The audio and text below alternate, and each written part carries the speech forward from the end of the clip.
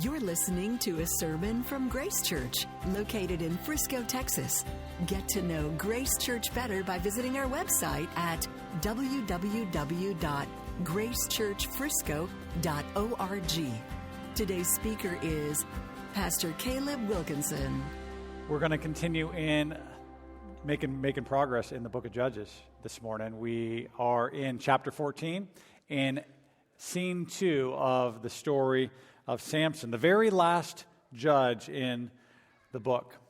And if you remember from last week, Samson's distinct in several ways, none of which are his physical appearance or his mighty strength. He doesn't look like Rambo. Okay, Samson's story is different because it's as bad as it's ever been in Israel. They've been oppressed for 40 years. That's a complete generation. And worse than that, no one's crying out for deliverance from their oppressors. No one's asking for rescue. If you remember in the cycle of Judges, before God raises up each judge, the people cry out for rescue. They cry out for help. But here, no one's crying out anymore. Now, as we dive into this next scene of Samson's life, it's important also to remember that we're not meant to get preoccupied with Samson, the judge. We'll miss it if we get preoccupied with him. Our focus is to be on the God who saves. Okay, that's what this story is going to be about. That's what the book of Judges is about. That's what the whole Bible is about, the God who saves. So we focus on God in this chapter. What we're going to see is that our God is more like a judo master than he is a heavyweight boxing champion. Okay, I am not versed or am I good at either of these fighting art forms, but in a college I went to, they were required core classes. And so I learned a little bit of the fundamentals of each, and I at least got to see that there are some big differences. So boxing is difficult, but it's pretty clear. You know, in boxing, you're basically trying to get yourself in a position where you can strike your opponent in the face or in the body, and you're trying to keep your opponent from doing the same to you. Okay, so every time you get a strike, you get a point, and every time they get one on you, they get a point. And at the end of 10 3-minute rounds, whoever has the most points wins, if it lasts that long and someone doesn't get KO'd or knocked out first. Okay, so it's very challenging, it's difficult, but it's pretty direct, it's pretty clear. Not so with judo. Fundamental to judo is this gentle art of redirection. Okay, so if someone's coming at you, your opponent's coming at you in judo, you don't try to just strike them. You do something more like sidestep and try to add to their force to kind of carry them forward so that you can gain control. Okay, in judo, the way to win is not by points, it's by gaining control. And the way to accomplish this is often through the art of redirection. Okay, that's why I say our God is more like a judo master than a heavyweight boxer. Because the main thing we're going to see in chapter 14 is that the Lord uses his people's misdirection to send us in his direction. The Lord uses his people's misdirection to send them in his direction. In chapter 14, what we're going to see is we're going to see our misdirection first, and then we'll see his gracious redirection. And for whatever reason, the Lord thinks we need to know this today. Okay, that's why he's given us chapter 14 this morning. He uses our misdirection to send us in his direction. So let's jump into the text. I'm going to begin in chapter 13, verse 24. Just follow along with me. This is God's word to you and to me. And the woman bore a son and called his name Samson. And the young man grew, and the Lord blessed him. And the Spirit of the Lord began to stir him in Mahanadan, between Zorah and Ashtaol.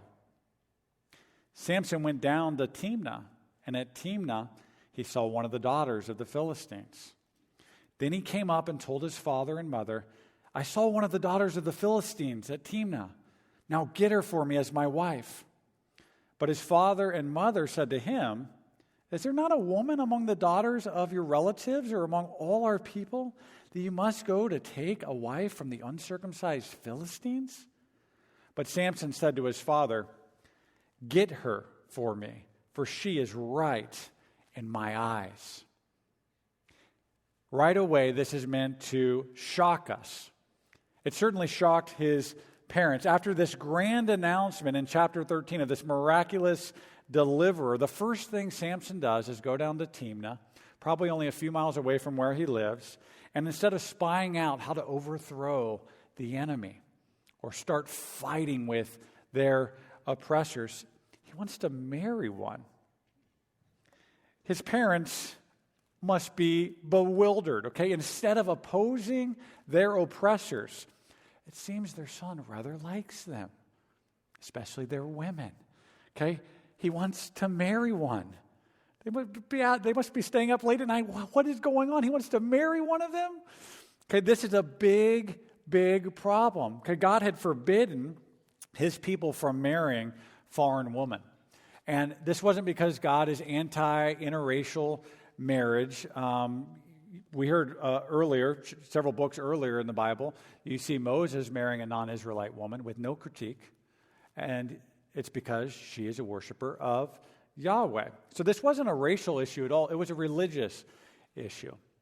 Marrying a foreign woman in that day meant the path to worshiping foreign gods. The deep, intimate, binding nature of marriage causes spouses to merge their allegiances. And so if we marry someone who doesn't treasure what we treasure, doesn't treasure God, what will end up happening is we slowly treasure God less and less as we learn to treasure what they treasure more and more. But the point here is not about marriage so much. The point here is that Samson isn't looking to fulfill his role to overthrow the Philistines. Okay, he's looking to enjoy them, to join them, to intermarry with them. So his parents protest. They see the problem, but Samson doesn't, and he's not willing to listen to them either. He tells them, "Get her for me, for she is right in my eyes." Okay, this is wrong on all sorts of fronts. His heart's filled with lust for this woman. He's talking about her like she's an object. He's going to keep talking about her like that. Like he's got a right to her.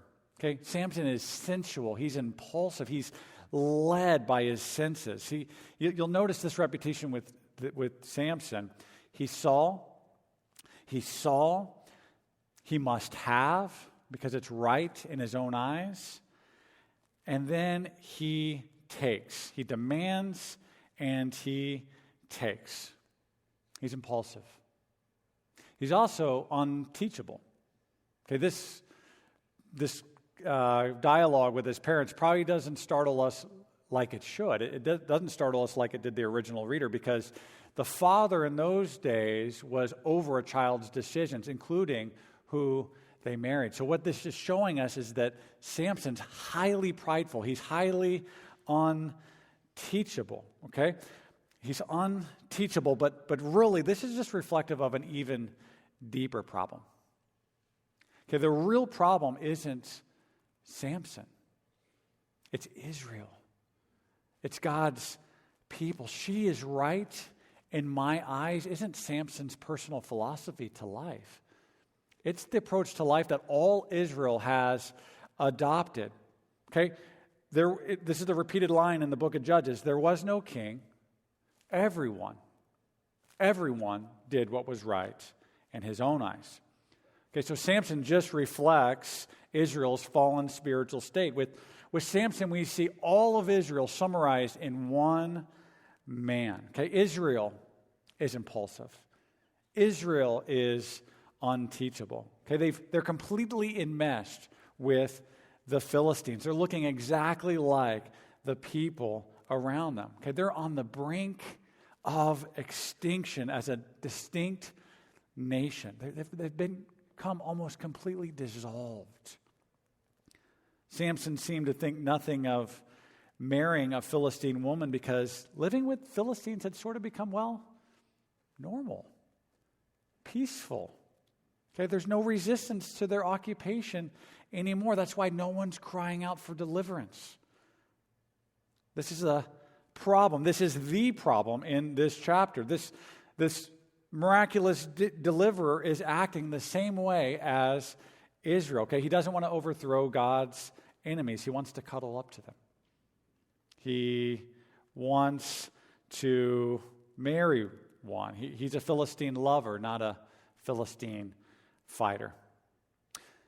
But there's way more going on than meets our eye. Okay, God's got a secret. And he's about to let us in on this secret. Okay, in verse 4. His father and mother did not know that it was from the Lord, for he was seeking an opportunity against the Philistines. At that time, the Philistines ruled over Israel. Okay, so God's got a secret. Samson doesn't know it. His parents don't know it. Israel doesn't know it, but he lets us in on this secret here. Samson's wild misdirection is from the Lord. Why? For he was seeking an opportunity against the Philistines. Okay, the Lord is up to something. He uses his people's misdirection to send them in his direction. Okay, the important thing to see now is that Samson ultimately isn't governing himself here completely. He thinks he is. He is impulsive. He is unteachable. But this isn't a war tactic or a deliverance strategy that he's undergoing when he's trying to marry the Philistine. He's being faithless and rebellious, and the Lord is going to steer this rebellion to accomplish something he loves. He's going to use Samson's misdirection to send his people in his direction. We're going to get to that. But before we do, more misdirection. Okay, verse 5. Then Samson went down with his father and mother to Timnah, and they came to the vineyards of Timnah. And behold, a young lion came toward him, roaring. Then the Spirit of the Lord rushed upon him, and although he had nothing in his hand, he tore the lion in pieces as one tears a young goat. But he did not tell his father or his mother what he had done. Then he went down and talked with the woman, and she was right in Samson's eyes. Okay, so more problems. His parents apparently give in, and they go down to vineyards of all places. Remember, Samson's a Nazirite. He's consecrated to the Lord, and part of that vow was that he would abstain from alcohol and wine, that he would not touch dead bodies, and that he would not cut his hair. So why would he be going to vineyards? Like, what do you do in a vineyard? Okay, you get it? Okay, more misdirection, okay? But while he's going the wrong way, this crazy thing happens. A lion, a roaring lion comes out at him, and he doesn't have anything to fend it off with. But the Spirit of God rushes on him, and with his bare hands, he rips up a lion like a baby lamb, like a stuffed animal, okay? This is supposed to shock us. There's nothing in the story up to now that foreshadows this. It's supposed to surprise the reader. A lion is coming. And listen, Samson doesn't have anything in his hands to fight it off with. What's going to happen? Okay, this doesn't shock us probably because we've been conditioned to see Samson as that WWF action figure like we saw last week. But this is meant to be remarkable. It's meant to stop us in our tracks and say, wow, the Spirit of God is powerful. He did this through Samson. And if it stops us, it should stop Samson, shouldn't it? Shouldn't it remind him of his grand calling? And maybe show him he's actually got this power of the Spirit to help him accomplish what his life mission is supposed to be? Okay, but what does Samson do? He doesn't stop. He doesn't even tell anyone. He certainly doesn't go back to the temple to be cleansed like he should have. He doesn't do any of that. What's he do? Verse 7 says, he went down and talked with the woman, and she was right in Samson's eyes. Okay, he just moves right past this remarkable thing, past the fact that he has the Spirit as his strength, and he moves right down into his weakness. Like immediately he goes after this girl he loves to look at. He's ruled by his passion for her. More misdirection. And still more to come. Look at verse 8 with me. And after some days he returned to take her, and he turned aside to see the carcass of the lion, and behold, there was a swarm of bees in the body of the lion, and honey. He scraped it out into his hands and went on, eating as he went. And he came to his father and mother and gave some to them, and they ate. But he did not tell them that he had scraped the honey from the carcass of the lion. Okay, he's a Nazirite. He shouldn't be touching lion carcass. He certainly shouldn't be giving honey to his parents without telling them where it came from, making them unclean. But you keep seeing he's impulsive. He's being ruled by his appetites. He's just doing whatever he wants. Okay, misdirection after misdirection after misdirection. Let's see what happens next, starting in verse 10. His father went down to the woman, and Samson prepared a feast there, for so the young men used to do. As soon as the people saw him, they brought 30 companions to be with him. And Samson said to them, "Let me now put a riddle to you. If you can tell me what it is within the 7 days of the feast and find it out, then I will give you 30 linen garments and 30 changes of clothes. But if you cannot tell me what it is, then you will give me 30 linen garments and 30 changes of clothes." And they said to him, "Put your riddle that we may hear it." And he said to them, "Out of the eater came something to eat. Out of the strong came something sweet. And in 3 days they could not solve the riddle. On the 4th day they said to Samson's wife, 'Entice your husband to tell us what the riddle is, lest we burn you and your father's house with fire. Have you invited us here to impoverish us?' And Samson's wife wept over him and said, 'You only hate me. You don't love me. You've put a riddle to my people, and you have not told me what it is.' And he said to her, 'Behold, I've not told my father and my mother, and shall I tell you?' She wept before him the 7 days that their feast lasted. And on the 7th day he told her, because she pressed him hard. Then she told the riddle to her people. And the men of the city said to him on the 7th day, before the sun went down, 'What is sweeter than honey? What is stronger than a lion?' And he said to them, 'If you had not plowed with my heifer, you would not have found out my riddle.'" Just a comment on that last line. God, in the Bible, we often get something reported. It's not prescribed by God. It's just being reported, okay? That's not God's ideal for how to talk about your wife. He's objectifying her, okay? This isn't God's ideal. He's just continuing to objectify her. So not approved by God. But again, more misdirection. This Nazirite who's forbidden to drink is now throwing a drinking party with the enemy, okay? And he's trying to be sly and rip them off, get the finest wardrobe in the land, maybe show off his wardrobe, okay? Why hasn't he told anyone about the lion yet? Maybe it's so that he can have the power of this riddle. No one's going to figure it out. He can show the superiority of his wits.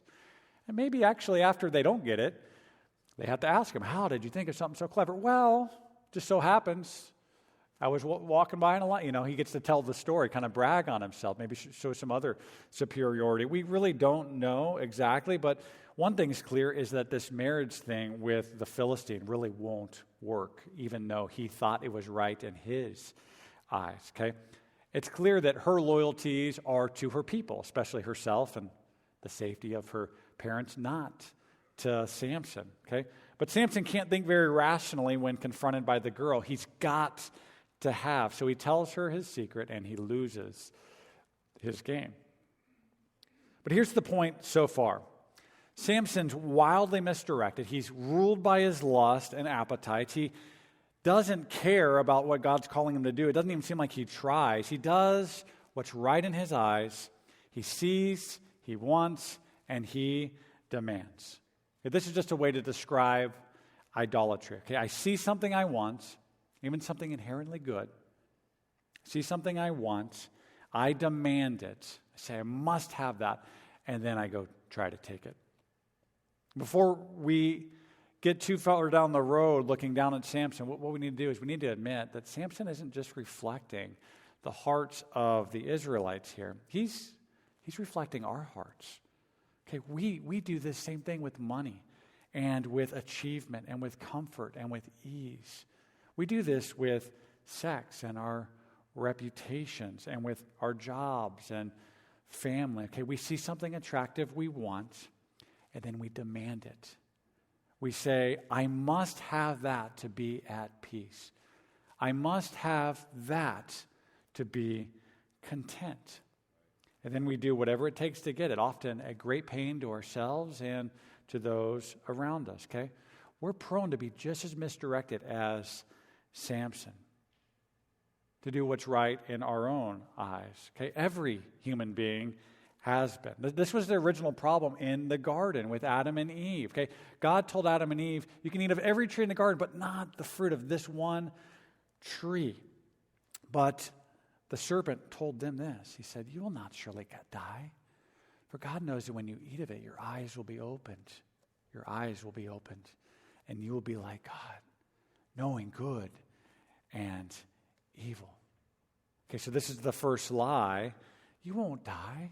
In fact, your eyes will be opened, and you'll know what's right without reference to God. You won't need God to figure out what's right anymore. Okay, so then what the woman did is when she saw that the tree was good for food and listened that it was a delight to her eyes and that the tree was to be desired to make one wise, she took of its fruit and ate, and she gave some to her husband who was with her, and he ate, okay? Adam and Eve were led by their eyes, and everyone ever since has fallen under the same spell. Romans 1 says this about mankind. Claiming to be wise, they became fools and exchanged the glory of the immortal God for images, things we can see with our eyes. Okay, this is just another way to say the problem with all of us is that what we do is what's right in our own eyes. So, if you're with me here, if you see that we're misdirected sinners who often love other things more than God, who trust in what we can see rather than what we can't see, who follow our eyes and our appetites, or if you just see that we're ones who've made bad choice after bad choice. If you're saying that you're more like Samson than you are different from him, then we're right where God wants us to be. And we should be sitting on the edge of our seats asking, how is God going to respond here? The last two verses show us that God uses his people's misdirection to send them in his direction. Okay, he redirects our misdirection. Okay, let's read about his redirection in verse 19 and 20. And the Spirit of the Lord rushed upon him, and he went down to Askelon and struck down 30 men of the town and took their spoil and gave the garments to those who had told the riddle.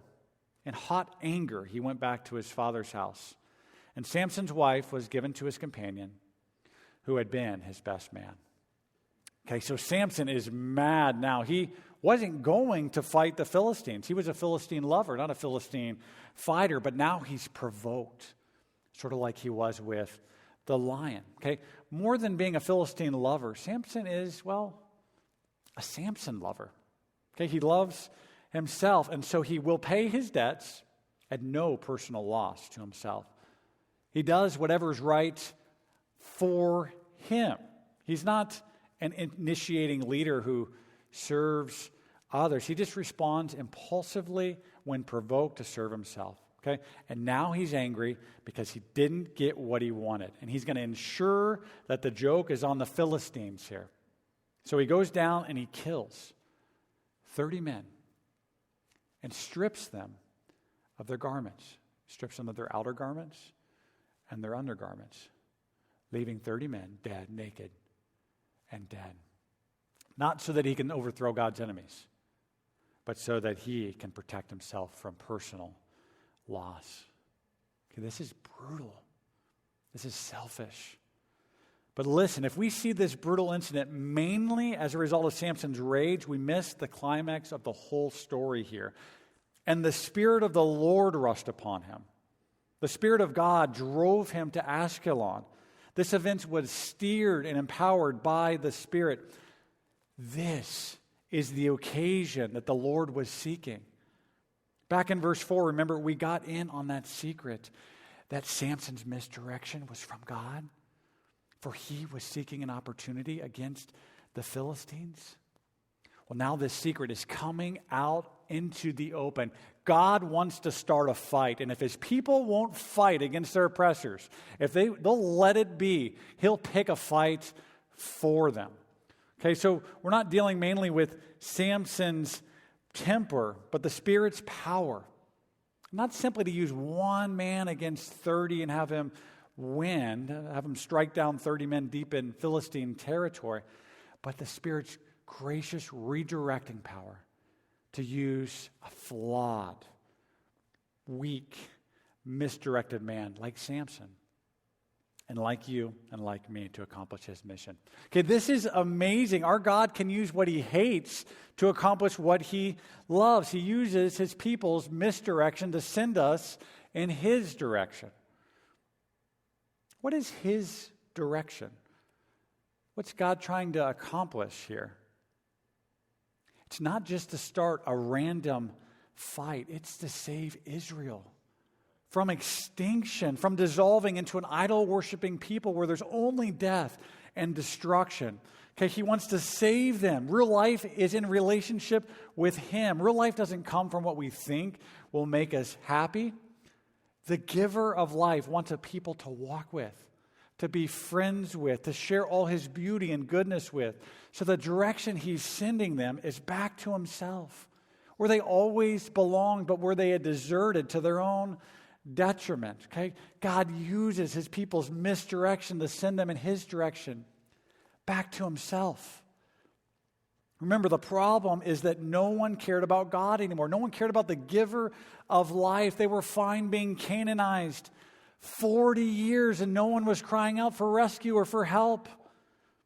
God sets aside Samson to change this, but he doesn't care either. He doesn't have a stomach to fight. He doesn't want to be a judge, but God's going to use him to deliver anyway.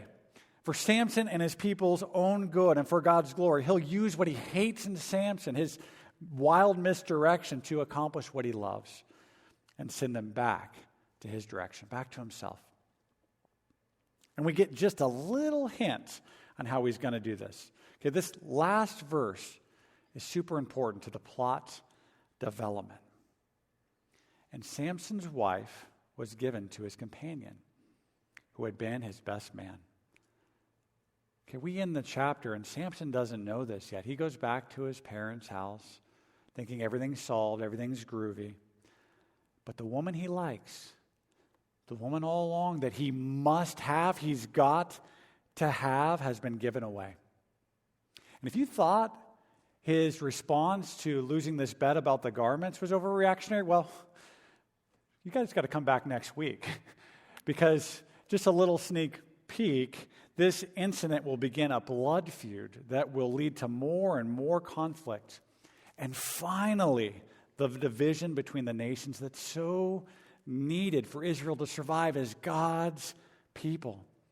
So that God's people don't lose their God, even though they've walked away from him. Hey, God uses his people's misdirection to steer them, to lead us in his direction. So a few takeaways from this interesting story.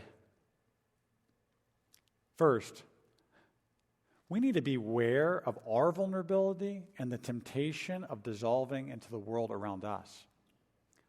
The main problem in this story and in the book of Judges is that they did what was right in their own eyes, and what was right was shaped by the nations around them rather than by God and His Word. Okay, they were supposed to be light in darkness, but instead of being a distinct people, light in darkness, Israel became just like the darkness. They didn't know how to answer this question. Do you see yourself primarily as Jews? Do you see yourself God's people? Do you see yourself primarily as Jews who happen to live in the land of Canaan? Or do you see yourself primarily as Canaanites who just happen to be Jewish? Canaanites with a Jewish history and ethnicity. Getting this answer wrong messes up everything. Compromise and political union between the people of God and a pagan nation is impossible. It won't work. It won't ever work because they're living in two fundamentally different stories with two very different gods and two very radically different missions. Now, none of us have to resist the Philistine culture today. But what culture do we have to resist? Does your view of money and success and sex look more like the world views it or how God views them? We've talked about these things in the previous months. Here's one that hits home today on the 4th of July. How do you view celebrating the 4th of July? Should Christians be celebrating the 4th of July any different than non-Christians? Should we ignore all of the grace we've been given? Just protest against the place God's given us to live in with all its brokenness? Or is today just a day to promote the greatness of America, to see the grace we've been given here and promote the USA as the best place ever on the planet Earth? What are we to do today on the 4th of July? This question should help us. Do you see yourself primarily as a Christian who happens to live in America? Or do you see yourself more as an American who happens to be a Christian? Where's your fundamental identity on the 4th of July? Is your answer any different than Samson's or his people's? It needs to be. Church, listen, God's people are to be distinct from all nations. Our mission is not to promote America, but to promote our God in America for the good of America. Our mission isn't to protest against our nation in and of itself, but to protest the idols that hold so many people captive. The best way we can seek America's welfare is not to become just like it. The best way to seek its welfare is by being in this place and distinct from this place. Church, on this July 4th, know this, hear me. We're called to love our country. This certainly means to appreciate it, not as our chief identity, but as a gift of God's grace. And it certainly also means to see brokenness in it, to see its wildly misdirected sexual ethic, to see the rampant evil practice of abortion in our land, to see its obsession with materialism and consumerism, to see its oppression, to see the various forms of oppression in our land that hurt people. And right there, seek to be redemptive agents, spreading God's goodness and light where it's cracked and broken. And in the same manner of our God, okay, with loving prophetic words and sacrificial prophetic service. Church, God's mission is not that we would become more American to our core, but that we become more godly in America, that we become more like Him living in America. Okay, His goal is not for us to bleed red, white, and blue, but for us to bleed just red, representing Him for the sake of our neighbors who happen to be Americans and the many who are non-Americans among us. To love them like He loves us. Okay, please hear me again. We're called to love America. Not by protesting it, also not by promoting it, but by being prophetic in it and for it. We're called to love America, but it's not really any different than the way we're called to love our spouses or our children. Okay, the way we love our spouse or children most is by loving them less than we love Jesus.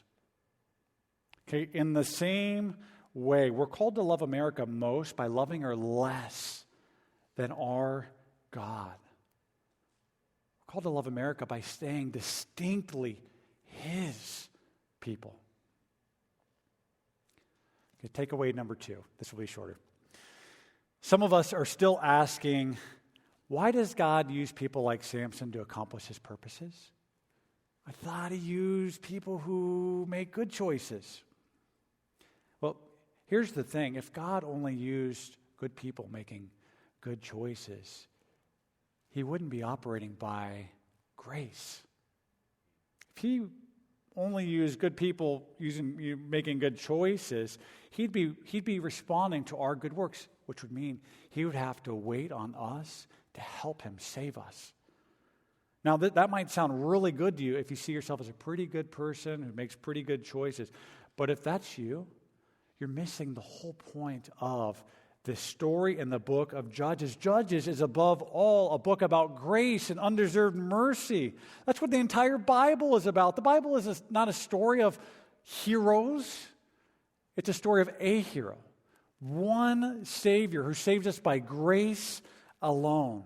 That's why when we read our Bibles, we should always identify with the people who need saving more than the heroes. Our good choices, our good behavior could never save us. But this story is good news because it declares God doesn't wait on us. He always takes the initiative to save us. He gives grace. We need grace. So we receive grace, celebrating the fact that not even our own sin or our bad choices will stop Him from saving us or from using us. Okay, final point. If you've suffered at the hands of an impulsive, selfish man or woman like Samson, this all might be very hard to swallow. This story continues the brutality found in the book of Judges. And the fact that a good God uses such brutality is challenging. Dale Ralph Davis says, God doesn't deliver His people only through a sterile environment. His deliverances are not perfumed. Okay, God using what He hates to accomplish what He loves doesn't always feel or smell like good news because His saving's not done in a sterile environment. It's not perfumed. But here's some counsel from this chapter. Let's be sure not to put God in a box and tell Him what He can or cannot do or what He shouldn't do. Let's not judge Him by what seems right in our own eyes.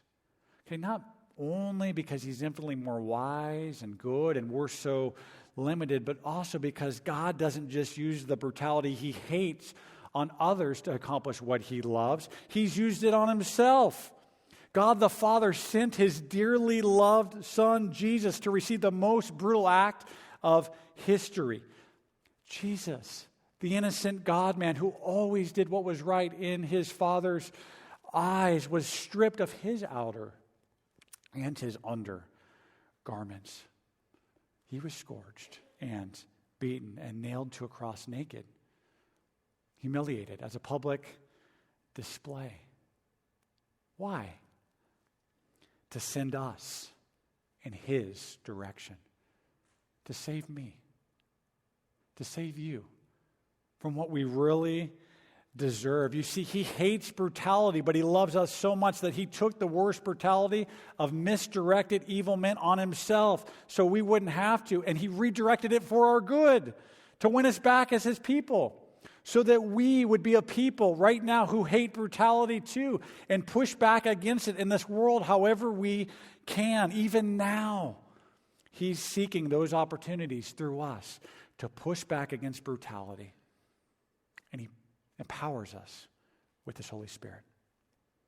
Okay, if you need a sterile salvation, you'll reject the cross, because the cross is not perfumed.